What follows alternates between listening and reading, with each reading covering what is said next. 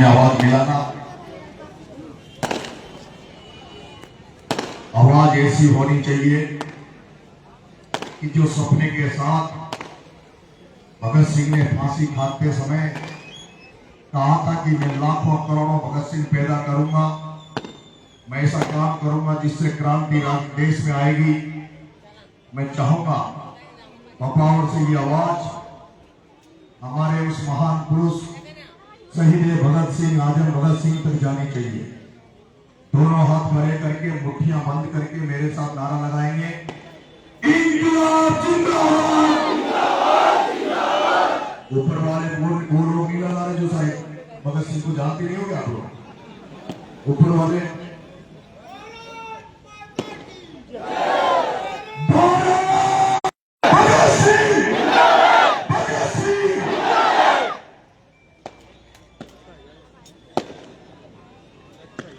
Papaver कस्बे के सभी व्यापारीगण, बुजुर्ग, युवा साथी, छात्र साथी, माताएं, बहनें और आसपास के गांवों से नंगे पैदल आपके यहाँ झालावाड़ मनोर थाना से निकलकर छिपा बड़ौद होते हुए, अक्टूबर विधानसभा में होते हुए, आप सांगोद में होते हुए, आने वाले समय में लाडपुरा कोटा होते हुए, बूंदी केशुराय पाटन होते हुए, सवाई माधोपुर, करौली, तोरसा, समराव का आना है। यहाँ पे चुनाव का बहिष्कार कर रखा है। मेरी इच्छा थी कि चुनाव के दिन 300 बूथ देवली बुनियारा में थे, मैं प्रत्येक बूथ पर जाकर वोट मांगू। जो वहां पे बूथ पे लोग बैठे थे, जो वोटर थे, कार्यालय 95 किलोमीटर 80 किलोमीटर पड़ता है, हमारा बुनियारा 15 किलोमीटर पड़ता है। हमारा रोज एसडीएम कार्यालय में काम पड़ता है, कभी बच्चों का सर्टिफिकेट बनाना हो, कभी रेवेन्यू का काम हो, तहसील का काम हो, किसी भी कई सारे काम एसडीएम से पड़ते हैं, और जिसमें हम लोगों को कि कम से कम आज आके वो लिखित में हमारा ज्ञापन ले ले, हमें आश्वस्त कर दे, तो हम लोग बहिष्कार बंद कर दें। मैं जब गया तो जिला कलेक्टर ने वहां आदेश, जिला कलेक्टर से मेरी बात हुई, वो सब तो आपने देख लिए होंगे, बहुत सारे सोशल मीडिया पे वो चला था, बहुत लंबा चला था, साथ बोलने का मौका मिला। आपने वो भी देखा होगा सोशल मीडिया पे, चैनलों पे, कि मैंने जेल में जब गया, जेल में जो हालात मैंने बंदियों की देखी, जो राशन सरकार देती है उस राशन में कटौती की जा रही थी, बंदियों को पूरा राशन दिया नहीं जा रहा था, बंदियों को ऐसा खाना दिया जा रहा था जिसको कुत्ते भी एक बार तो छोड़ दे, कुत्ते भी नहीं खाए, ऐसा खाना वहां बंदियों को दिया जा रहा था। मैं जब जेल में गया तो मेरे लिए वीआईपी व्यवस्था थी, सब्जी अलग बनती थी, रोटी अलग मिलती थी, मुझे बेरिक अच्छा मिला हुआ था, मेरे साथ ज्यादा भीड़ भाड़ नहीं था। लेकिन जब मैंने 5-7 दिन बाद में देखा कि जिस स्ट्रॉन्ग जेल में 400 बंदी रहते हैं, वो 400 बंदी जो सब्जी खाते हैं, दाल में दाल नहीं दिखती, सब्जी में मिर्ची नहीं है, सब्जी में मसाले नहीं है, तेल नहीं है, रोटियां जली हुई है। मैंने कहा मेरे 400 बंदी जो खाना खाते हैं, नरेश मीणा भी वही खाना खाएगा, नरेश मीणा अलग से सब्जी नहीं खाएगा, नरेश मीणा अलग से नहीं रहेगा, नरेश मीणा वही खाना खाएगा जो 400 बंदी खाएगा। फिर शुरू में मैंने सोचा कि जेल में ऊपर का जो सरकार वो इतना ही माल देती होगी, लेकिन मुझे 5-7 दिन बाद में पूरी, जब मैं जेल को समझ गया, पूरी जेल में घूमने लगा, और जब पूरी जेल को समझ गया तो मुझे पता लगा कि 100 बंदियों पे एक दिन का 200 रुपए का राशन आता है, एक बंदी का 200 रुपए का राशन आता है, एक बंदी का। 400 बंदी जब 80,000 रुपए राशन खा रहे थे, 30 दिन का जो राशन बंदियों को मिलता था, उसमें 20 दिन के राशन को 30 दिन कर दिया जाता था, 10 दिन का राशन तो पूरे के पूरे तो खा जाते थे, और जो वीआईपी सब्जी हमारे लिए अलग से आती है। फिर बूंदी आ गया, बूंदी में जो हुए हालात, वहां भी थाली फेंकी, जो थाली आई उसको फेंकी। मैं पूछूं भाई मैं कोई बड़ा बन गया क्या, चक्कर है क्या, लफड़ा है, इतनी पुलिस कैसे लगाते हो तुम मेरे साहब? मैं डर से ऊपर कोई खतरा हो जाओ, हमें डर है कि कहीं आपके ऊपर कोई हमला नहीं हो जाए, किसी तरह की अनहोनी नहीं हो जाए। जब आपने समरावता में जब गिरफ्तारी हुई, उसके बाद जब गाड़ियों में आग लगा दी गई, जब पुलिस की गाड़ियां तोड़ दी गई, अगर आप पे हमला हो गया तो सरकार का क्या होगा? फिर अगर आप पे हमला हो गया तो सरकार का क्या होगा? इसलिए आपके लिए लगा है। जब वो सिपाही, जब मैं बात करता था, वो सिपाही जो जाते थे पुलिस की गाड़ियों में, वो कहते थे कि भाई साहब, जब से आप इस जेल में गए हो, जेलों में जो बंदी हमारे साथ जो तारीखों पर जाते हैं, वो बंदी हमसे ये कहते हैं कि हे भगवान, नरेश मीणा जैसा नेता हर जेल में बंद रहना चाहिए, ताकि बंदियों के सारे कष्ट दूर हो जाए, सारे बंदियों का कष्ट दूर हो जाए। मैं अब जेल से बाहर आ गया, लेकिन मैं जेल में उन बंदियों से कह के आया हूं कि अभी तो मैं 2 जेलों की मैंने व्यवस्था सुधारी है, और भगवान करेगा लोगों का आशीर्वाद मिल जाएगा, जनता का आशीर्वाद मिल जाएगा, तो राजस्थान की पूरी जेलों की व्यवस्था ठीक कराने का काम नरेश मीणा करेगा। इसके साथ साथ ही मैं लंबा बोल सकता हूं पूरा, कोई दिक्कत तो नहीं है तेरे मुझे? हाँ जी, हाँ, देखो ऐसा है, ये जन क्रांति यात्रा में आपने पहली बार देखा होगा, ना कोई माला है, ना कोई सापा है। ये नेता नागड़ा आवजा, वोट मांगवा, 1 घंटों तो फलाना पटेल आ जा, फलाना सरपंच आ जा, फलाना ये आ जा, फलाना वो आ जा। बेचारी जनता तो भाषण सुनवा हो, जनता तो बात सुनवा हो, 1 घंटों तो नेता में निकाल देते। हमारे यहाँ ये नहीं है। मैं नंगे पैर चल रहा हूँ, साफ साफ कह दिया, कोई माला अलाउ नहीं है, कोई सापा अलाउ नहीं है। मंच पे हमें केवल कुछ ऐसे लोग जो जनता जिनसे प्रेरित हो, जनता जिनसे प्रेरणा ले, ऐसे लोग बोले। आदरणीय प्रमुख साहब ने आपको बताया। उसके बाद मेरे भाइयों, वहां एक सिपाहियों की भी समस्या थी, उसको भी मैं दूर करूंगा।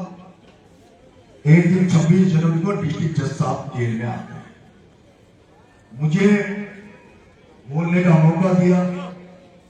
जब मैं आदरणीय डीजे साहब टोंक के जो डिस्ट्रिक्ट जज थे, उनके सामने जब मुझे बोलने का मौका दिया, तो मैंने उस दिन कहा था कि आदरणीय जज साहब, मैंने गलती तो की है, लेकिन जो मैंने गलती की है उसकी सजा जो बनती है वो मुझे दे दो, लेकिन उससे ज्यादा सजा जो आप दे रहे हो, उससे तो न्यायपालिका पे एक बहुत बड़ा प्रश्न चिन्ह लग जाएगा। न्यायपालिका पे इतना बड़ा प्रश्न चिन्ह लगेगा, क्योंकि न्यायपालिका तो उसी दिन बदनाम हो गई जब हाई कोर्ट के जज के घर में करोड़ों रुपए मिलते हैं, और उस जज का इस देश में कोई इलाज नहीं होता। उस न्यायपालिका में जब भ्रष्टाचार घुस जाता है, न्यायपालिका में बैठे जज से भ्रष्टाचार करने लग जाता है, तो किसी की दम नहीं है जो उसके खिलाफ बोले।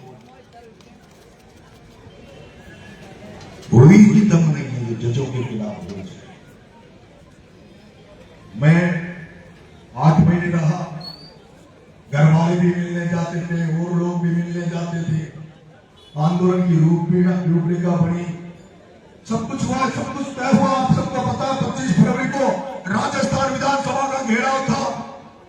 राजस्थान की आईबी ने रिपोर्ट पेश करी कि 4.5 लाख लोग जयपुर में आ रहे, 4.5 लाख लोग विधानसभा को घेरेंगे, और वो भी जब नरेश मीणा के समर्थक आ रहे, जो नरेश मीणा की जो स्टाइल है काम करने की, नरेश मीणा के समर्थक भी नरेश मीणा के जैसे हैं। अगर 4.5 लाख लोग अगर जयपुर में आ गए तो चक्का जाम हो जाएगा, सरकारें अस्त व्यस्त हो जाएगी, तख्ते पलट हो जाएंगे, सरकार का बचा नहीं पाएगी, सरकार संभाल नहीं पाएगी, और कोई बड़ा जनसंहार हो सकता है, बड़ा जनहानि हो सकती है।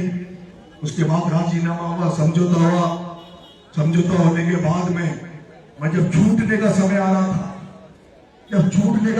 रहा था, तो मेरे जितने भी मिलने वाले जाते थे, मेरे को दुख इस बात का होता है, मेरे जितने भी मिलने वाले जाते थे, और अभी भी मेरे से कई हाउसी में मिलते हैं, वो मेरे से कहते हैं भाई साहब तब तो आप नहीं मिले, फिर मुद्दे हो गए। भाई तो पक्का अपने मेले में जाऊंगा, भाई साहब अब तो पक्का अपने पद मिल जाओगे।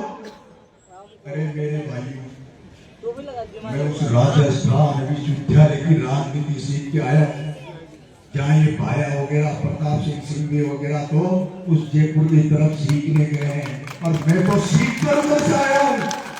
ये लोग तो राजनीति यहाँ से जाकर वहां सीखने गए जयपुर में, लेकिन नरेश मीणा तो राजनीति की नर्सरी राजस्थान विश्वविद्यालय से सीख किया। राजस्थान की राजनीति, राजधानी से राजनीति सीख कर आया हूँ, जयपुर से राजनीति सीख के आया हूँ, और ऐसी राजनीति सीख के आया हूँ उस सारे नेताओं को चक्कर की तरफ घुमा दूंगा, चक्कर की तरफ।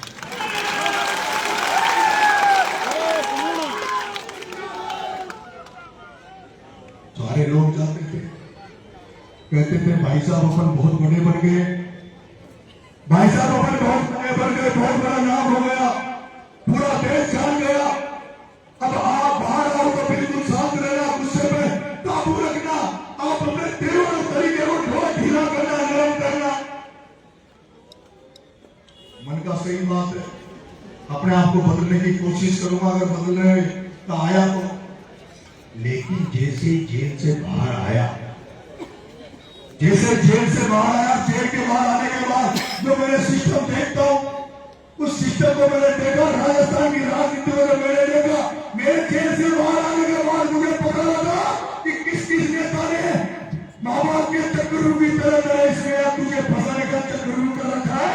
किस तरह से नरेश मीणा अभी तो 8 महीने जेल भेजा है, परमानेंट जेल भेजने की किस तरह से तेरी तैयारी चल रही है। मेरे को पता लगा कि नरेश मीणा अभी उनकी आत्मा पूरी नहीं भरी है, 8 महीने जेल भेजकर अभी तो वो तेरे पे जानलेवा हमला करवाना चाहते हैं, मेरे बात क्या करवाना चाहते। जब मुझे ये पता लगा कि 8 महीने की जेल रहने के बाद वो सोचेंगे कि मैं डर जाऊंगा, भेजे मेरे पास लोग, समझौता कर लो, ये कर लो, उसको छोड़ दो, उसके साथ आ जाओ, सब कुछ आपको दे देंगे। तो पुष्पा पिक्चर देखिए क्या आपने? हाँ? क्या है? झुकेगा? हाँ? क्या है? नरेश मीणा झुकेगा नहीं, टाइम पर जाएगा।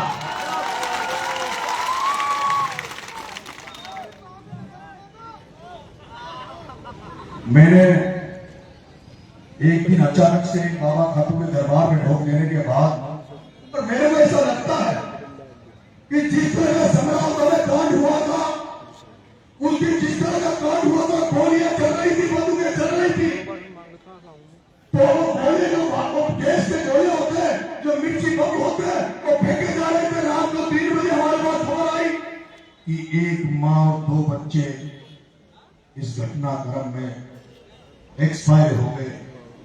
लेकिन इस बाबा खाटू श्याम की कृपा रही कि उस दिन भी कोई जनहानि नहीं हुई। 8 महीने जेल में रहने के बाद भी मैं सेफ बाहर निकल के आ गया, और अभी अचानक जेल से बाहर आने के बाद रात में अचानक दिमाग में चीज आई कि कोटोना जो अभी मुद्दे, ऐसे मुद्दे जिनको अन्ना हजारे सही नहीं कर पाया, जिनको कांग्रेस कभी सही नहीं कर पाई, जिनको नरेंद्र मोदी सही नहीं कर पाया, नरेश जो भगत सिंह ने सपना देखा था, वो सपना अधूरा पड़ा है। उस सपने के लिए नरेश तुझे लड़ना चाहिए, तुझे सड़क पर निकलना चाहिए, और नरेश को तू जब निकलेगा तो मैंने ये किताबें बहुत, इस बार जेल गया तो ये भगवान उनको धन्यवाद देना चाहता हूँ जिन्होंने जेल भेजा, उनको धन्यवाद देना चाहता हूँ जिन्होंने जेल भेजा। और मेरे को कह रहा था, मेरे घर वालों ने कहा, अरे मुझे अभी मत छुड़ाओ, बाहर काम भी नहीं है, अभी तो चुनाव भी 2.5 साल बाद में, 5 साल बाद में चुना लीजिए, और उसको आवाज जनता और भावना बढ़वा दो, अरे बाहर आओगे बेगल में क्या होगा। लेकिन यहाँ बेगल छुड़ा ली, यहाँ बेग जल्दी वाली कर दी। मैं जब वहां सोच रहा था, मेरे भाइयों, मेरे युवा प्यारे भाइयों, किसान भाइयों, भगत सिंह ने हंसते हंसते इस देश की आजादी के लिए फांसी का फंदा अपने गले में डाल लिया था। महाराणा प्रताप ने राजपाट, गढ़, किले, हाथी, घोड़े, सैनिकों को सबको छोड़कर केवल अतीत को स्वीकार नहीं की, इसलिए गढ़, किले सब छोड़कर जंगल में घास की रोटी महाराणा प्रताप ने खाई। झांसी की रानी ने सब कुछ छोड़कर अंग्रेजों करते अपने प्राण न्यौछावर कर दिए। आज वो जहां कहीं भी होंगे, जिस भारत के लिए लड़े हो, इस देश के लिए लड़े हो, वो क्या सोच रहे होंगे कि उन्होंने क्या इस देश के लिए, आज जो देश बना हुआ, जिस तरह देश में हालात हो गए, क्या इस देश में इस हालातों के लिए उन्होंने क्या अपनी कुर्बानियां दी थी क्या? मैं पूछना चाहता हूँ, भगत सिंह ने नारा दिया था, भगत सिंह का इतने संकल्प थपना था कि भारत देश धर्मनिरपेक्ष होना चाहिए, भारत देश समाजवाद होना भारत में चाहिए, भ्रष्टाचार नहीं होना चाहिए, चारों तरफ सब लोगों को न्याय होना चाहिए। मैं पूछना चाहता हूँ, ये जो जन क्रांति यात्रा में निकाल रहा हूँ, 11 मुद्दों के साथ निकाल रहा हूँ, वो जो मिलावटखोर जो तुम्हें रोज कैंसर परोस रहे, तुम्हें हार्ट अटैक परोस रहे, जो मिठाइयों में जहर मिला रहे, जो दूध में जहर मिला रहे, जो सब्जियों में जहर मिला रहे, जो खाद बीज में जहर मिला रहे, आज हमें दुख होता है। मेरे गांव में भी चले जाओ तो गांव में भी अगर पड़ोसी के घर से घी लोगे तो वहां भी शक होता है कि ये घी असली है कि नहीं है, शक होता है कि ये घी असली है कि नहीं है। गांव में चले जाओ, कोई साफा वाला आदमी मिलता नहीं है, 70 साल से बुजुर्ग कोई दिखता नहीं है, क्योंकि लकवा आ रहा है, कैंसर आ रहा है, आपके क्या नाम से हार्ट अटैक, बच्चों छोटे छोटे बच्चों के हार्ट अटैक आ गया। ये क्यों हो रहा है?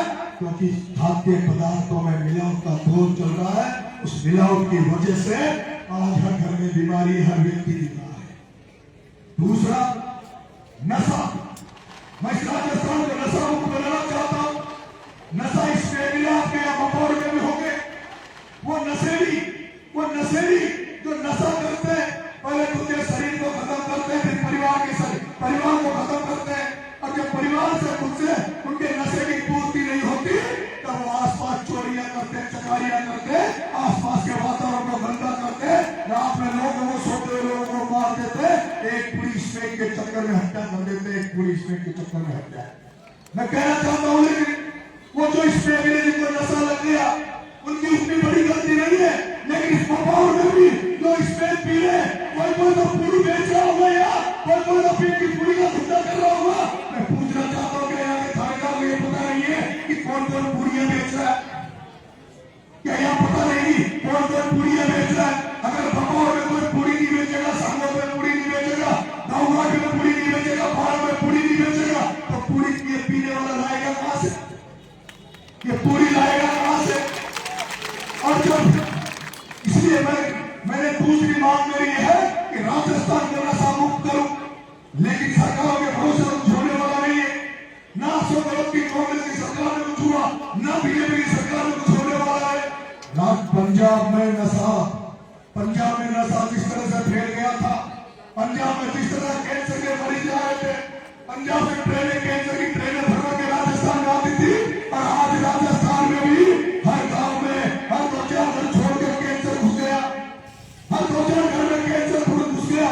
उस कैंसर का इनका कारण केवल ये नशा है। मैं आपसे कहना चाहता हूँ, बपौर के व्यापारियों, बपौर के किसानों, बपौर के जनप्रतिनिधियों, मैं कहना चाहता हूँ, अगर आज आप तय करो, कसम खा लो, यहाँ के थानेदार से कह दो कि थानेदार अगर कोई ने पूरी बेचता मिल गया, पता लग गया कि फलाना आदमी इसमें बेचता है, वो इसमें बेचने वाला अपने परिवार को पालने के लिए, अपने बच्चों को पालने के लिए हजारों परिवारों को खून कर रहा है, हजारों परिवारों को बर्बाद कर रहा है। ऐसा जो इसमें बेचता है, नशा बेचता है, ऐसे नशा बेचने वाले सौदागर को जेल में डलवा देना चाहिए, और जब तक जमानत उसकी कभी जमानत नहीं करवानी चाहिए, उसको जेल में पड़े रखो। इसलिए मैं जन क्रांति निकाल रहा हूं कि राजस्थान नशा मुक्त। 8 बजे के बाद सरकार का रवैया की शराब की दुकानें नहीं खुलेगी, लेकिन मेरे को लगता है कि 8 बजे के बाद ही दुकानें चालू होती है। आज सरकार का नियम है कि शराब की दुकानें 8 बजे के बाद नहीं खुलनी चाहिए, लेकिन मुझे तो ऐसा लगता है कि दारू की दुकानें 8 बजे के बाद खुलती है। आप जितने भी इस रोड पे क्या बोलते हैं ढाबे, उन ढाबों में चले जाओ, उन सारे ढाबों पे अभी भी चले जाओ तो बियर मिल जाएगी, बोतल मिल जाएगी, 2 बजे ले लो, 3 बजे ले लो, रात को फिर वो लोग पी के और फिर दारू पीने के बाद वहां पहुंच रहता नहीं है। मेरी माताएं बहनें परेशान है दारू से। दारू अगर बपौर में मिले, छोटे छोटी दोपहर में एक क्वार्टर पी के आदमी सो जाएगा, दूसरा क्वार्टर लेने के लिए उसको 2 किलोमीटर 3 किलोमीटर आना पड़ेगा, उसको हो सकता है 3 किलोमीटर नहीं चल पाए। लेकिन जब गांव में मिल जाती दारू तो गांव में मिलने वाला क्वार्टर पीता, फिर क्वार्टर थोड़ी कम होती है, दूसरा ले आता, तीसरा ले आता। इस वजह से हमारा समाज बर्बाद हो रहा है। इसलिए जन जागृति आंदोलन, जन क्रांति आंदोलन, इसके माध्यम से जनता को भी जगाना चाहता हूँ और सरकारों को भी जगाना चाहता हूँ। इसलिए मेरे मुद्दे है, भ्रष्टाचार खत्म हो। भ्रष्टाचार खत्म कैसे हो मेरे भाइयों? ये जो थाने बने हुए हैं, ये जो तहसीलें बनी हुई है, एसडीएम बना हुआ है, अगर जो तहसील जो जनता के तनाव करके इस काम के लिए बना है, जो थाना आम जन को न्याय दिलाने के लिए बना है, और अगर उस थाने के अंदर थानेदार आम जन से पैसा लेकर उसके साथ काम करता हो तो उस थाने में आग लगा देनी चाहिए। वो थाना कोई काम कर रही है, वो थाना कोई काम कर रही है। जिस थाने को आम जन की मदद के लिए बनाया है, जिस थाने को कमजोर गरीब की रक्षा के लिए बनाया है, अगर वो थाना गरीब और कमजोर की रक्षा नहीं कर पाए और थाना बड़े लोगों की अधिकारियों की बात माने तो उस थाने को आग लगा देना चाहिए। उस थाने का रहने का कोई मतलब नहीं। मैं और कहता हूं, तहसील में जाओ, अगर तहसील आप देखा तहसीलदार भ्रष्टाचार कर रहा है, तहसीलदार पैसे खाता है, पैसे लेता है, तो फिर उस तहसील का मतलब क्या है? जिस तहसील में बिना पैसे के काम नहीं होता। और मैं आपसे कहना चाहता हूं, एक भी आदमी ऐसा नहीं होगा, एक भी आदमी ऐसा नहीं होगा जो ये कह दे कि मैंने बिना एक पूरी टाइम में एक बार रिश्वत नहीं दी होगी।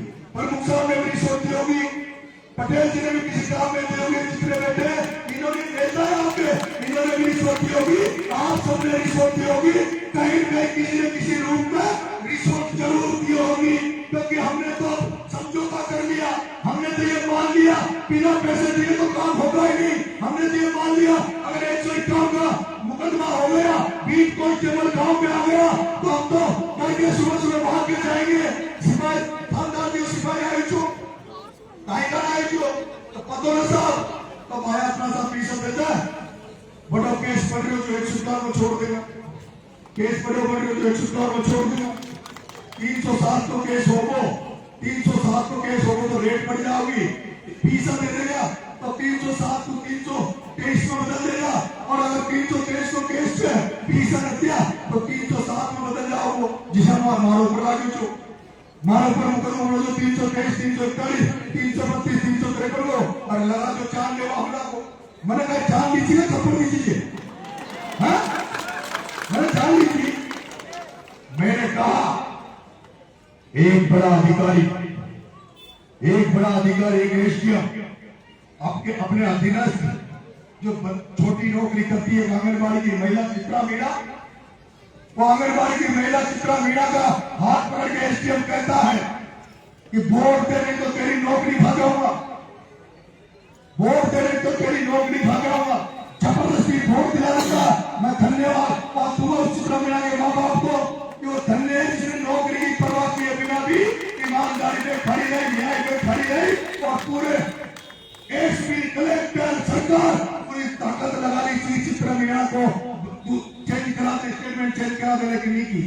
मेरी आंखों के सामने मैं राजनीति करूं, जनसेवा करूं, मेरी आंखों के सामने कोई एसडीएम किसी महिला का हाथ पकड़ के उसकी बेइज्जती कर दे, उस पर दादागिरी करे, फिर मैं थप्पड़ नहीं दूं तो क्या करता भाई?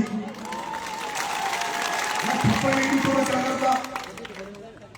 मैं कहना चाहता हूं कई लोग 8 महीना की जेल जो चो डर जाओ, 8 ना तो 8 महीना सुधर, मैं 8 साल सुधर हूं। जितनी सांसा बची जमीन शरीर में, जितनी सांसें बची है वो सारी सांसें आप लोगों की सेवा में लगाना चाहता हूँ, गरीबों की सेवा में लगाना चाहता हूँ, किसानों की सेवा में लगाना चाहता हूँ, जनता की सेवा में लगाना चाहता हूँ। यहाँ से निकल रहा हूँ, नगर वोट में जब यात्रा खत्म होगी उस दिन मैं जो तय करूंगा, एक तो माधोपुर में मामला चल रहा 76 गाँव को हटाने का, वहाँ 76 गाँव को विस्थापित करके उनके घरों को तोड़ के उनकी जमीनों को छीनने का मामला चल रहा है। और दूसरा मामला जो पप्पू धाकर पे राजनीतिक षड्यंत्र के तहत पप्पू धाकर पे जो हमला किया था, पप्पू धाकर के जो हाथों गिरवाए थे, उस पप्पू धाकर की सीबीआई जांच करवाने का काम नरेश मीणा करेगा। ये कह रहे थे भजनलाल से समझौता हो गया जब तो मुंह बेबस छो जेल में छो मुंह बेबस छो जेल में छो। अब आगे बात गाना केवल आगे लोग तो बीजेपी में जा रहे थे वो तो बीजेपी में जा रहे थे। मैं वही काम करूंगा जो जनता जनार्दन चाहेगी। जिस दिन राजनीतिक फैसला लूंगा उस दिन भी आप ही की तरह हजारों लोगों को बुलाकर इकट्ठा करके हाथ खड़े करवाऊंगा। कहूंगा कि बीजेपी मुझे मुख्यमंत्री बना रही है, मैं बीजेपी में जाऊं नहीं जाऊं, फिर कितने हाथ खड़े करेंगे। फिर कहूंगा कांग्रेस मुख्यमंत्री बना रही है, कांग्रेस में जाऊं नहीं जाऊं, फिर कितने हाथ खड़े होंगे। फिर पूछूंगा बीजेपी में जाऊंगा तो ये होगा, कांग्रेस में जाऊंगा तो ये होगा, और तीसरा मोर्चा बनाऊंगा तो कितने लोग साथ देंगे, वो हाथ खड़े करवाऊंगा। फिर पूछूंगा कि चौथा निर्दलीय पार्टी बना लूं तो कितने लोग साथ देंगे। राजनीतिक फैसला पहली बार, राजनीति में पहली बार जनता जनार्दन के समकक्ष जनता के सामने लूंगा, जहां जनता कह देगी कि नरेश तुझे किसी पार्टी के दरवाजे पे नहीं जाना, नरेश तुझे निर्दलीय रहना तो निर्दलीय रहूंगा, नरेश तुझे इस पार्टी में जाना तो उस पार्टी में जाऊंगा। याद मैं आपसे स्पष्ट कर देना चाहता हूं, ये जो बहुत बना बुद्धि का लोग से ना, कम बुद्धि का, कहा तूने भजनलाल की तारीफ करी तो बीजेपी चल जाओ। आज बीजेपी मैं केवल जनता का हूं, मेरी जिम्मेदारी केवल जनता के प्रति है। मैं आपसे कह रहा हूं, एक मेरा मुद्दा है सरी गली राजनीति को बदलना, पूंजीवाद प्रति वंशवाद परिवारवाद की राजनीति को खत्म करना मेरा मकसद है। ये जितने भी एमएलए मंत्री ये जो मीडिया है ना, ये सोच रहे प्रमोद जैन भाई को मोहित हुए मंत्री बन जाओ, हमारी गहरारी उर्मिला जैन 3 बार तो सांसद लड़ी, जिला प्रमुख भी बने तो उर्मिला बने, यूथ कांग्रेस को अध्यक्ष भी बना तो प्रमोद जैन भाई को छोड़ो बना, लेकिन फिर कल्याण सिंह को छोड़ पाएंगे लोगों भाई, सारा प्रमोद जैन भाई का सारा घटना बन जाओगा। तो ये भरत जी महाराज साहब अपना हो गया, कांग्रेस में काम करता हुआ है, फिर कपिल को कहे वो यहाँ से गणित कह रहे हो। अब प्रमुख साहब हमारा माता भटवाला का रामचंद्र जी से, हंसराज जी से, वासुवी जीजू, सब लोग जिस दिन नरेश बन जाओगे आरती में आपको प्रतिनिधि राजनीतिक सम्मान मिलेगा, स्वाभिमान मिलेगा। सम्मान मैं चाहता हूं आपको, सम्मान मिले, स्वाभिमान मिले। प्रमुख साहब को तो यहाँ एक बार पायलट साहब आया जो मैंने कई बार देखा। मैं चाहता हूं रहो तो सम्मान से रहो, स्वाभिमान से रहो, और जहां सम्मान नहीं है, स्वाभिमान नहीं है, उसके साले के ठोकर मारो, चाहे वो मुख्यमंत्री हो। अब आप लोग इसका समापन कर रहे हैं। सुबह में यात्रा को यहीं से आरंभ करूंगा, आप लोग मेरी मदद करना। मैं आपको एक गारंटी दे रहा हूं कि कुछ बदले कि नहीं बदले, आरोपी का सिस्टम बदल दूंगा, व्यवस्थाएं बदल दूंगा, भ्रष्टाचार को खत्म कर दूंगा, यहाँ की राजनीतिक परिस्थितियों को बदल दूंगा। यहाँ जो चोर नेता होंगे, चोर नेता हो गए, उनको निपटा दूंगा। और ये सांगोर विधानसभा जगह सांगोर एमएलए मुझे हीरा नागर ऊर्जा मंत्री, वही ऊर्जा मंत्री जो मेरे को आगे गया कह लिया, वही है हीरालाल जी बैठी कर नहीं। मैं उन हीरालाल जी नागर साहब से कहना चाहता हूं, हीरालाल जी मैं तो इलाहाबाद में जाता, पहली उठाता जो वंशज से पप्पू धाकर, आप हीरालाल जी नागर, हीरालाल जी का कोई समर्थक हो, कोई सपोर्ट हो, क्योंकि हजारों लोग हैं मेरे को समर्थन दे रहे, सब लोग आए, बीजेपी के आए, कांग्रेस के भी आए, सब लोग आए, क्योंकि मैं तो जनता की लड़ाई लड़ रहा हूँ, निष्पक्ष होकर लड़ाई लड़ रहा हूँ। मुझे जिस तरह से आपका समर्थन मिल रहा, चाहे कांग्रेस का चांद भी है उसकी भी मैं तारीफ करता हूँ, बीजेपी का चांद भी है उसकी भी मैं तारीफ करता हूँ। लेकिन हीरालाल जी नागर, मैं इस पप्पू की धरती पर आपसे उस पप्पू धाकर के लिए न्याय मांग रहा हूँ, पप्पू धाकर के मामले की सीबीआई जांच की मांग कर रहा हूँ। हीरालाल जी नागर, आपके धाकर समाज का बेटा घाट पे पड़ा हुआ है, उसको प्रताप सिंह सिंघवी ने 50 लाख की सुपारी देकर उसके हाथ पांव छुड़वा दिया। अगर हीरालाल जी नागर आप उस पप्पू धाकर को न्याय नहीं दिला पाए, पप्पू धाकर को सीबीआई